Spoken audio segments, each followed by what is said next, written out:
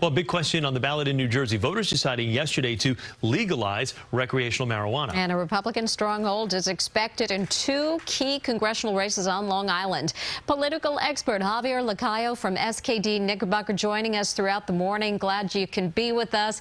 Back now to break it all down. Let's talk about New Jersey for a moment. Voting yes to legalizing recreational marijuana for residents over the age of 21. But what comes next in this process? Yeah, well, Mary, that's the big question. What does come next?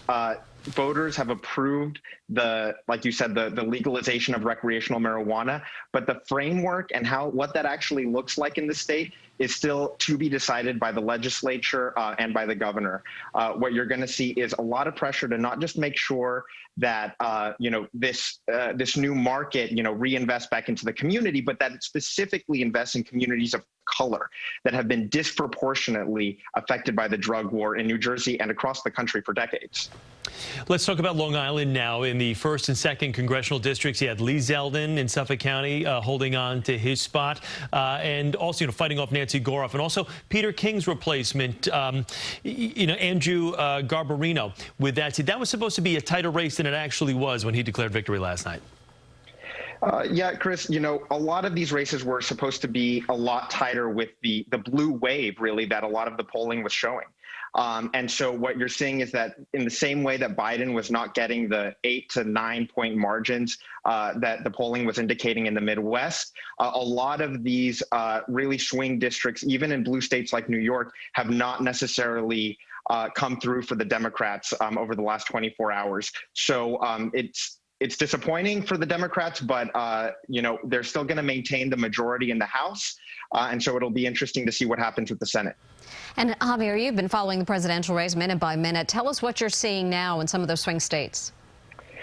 Well, look, the Midwestern states the votes are being counted slowly but surely. What I'm keeping an eye on right now is actually Georgia. There's been a lot of focus on the Midwestern states, but Georgia, with its 16 electoral votes, could be decisive for Biden. There's still, it's about a 2-point race right now, and all data indicates that the biggest portion that's missing is early and absentee vote out of Atlanta and the suburbs around there. So if Biden shows big numbers, there's a possibility that he could pull off a surprise upset in the state of Georgia.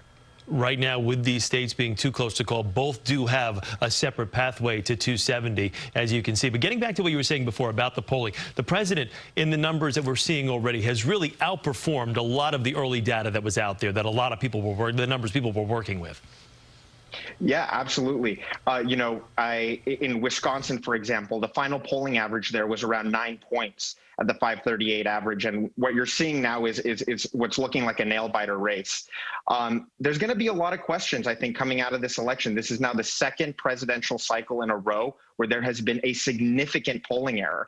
I think a lot of Democratic consultants and Republican consultants are going to be asking themselves how much we can really rely on traditional polling methods going forward. Javier Lacayo, thank you so much. Great speaking with you this morning. We do appreciate it.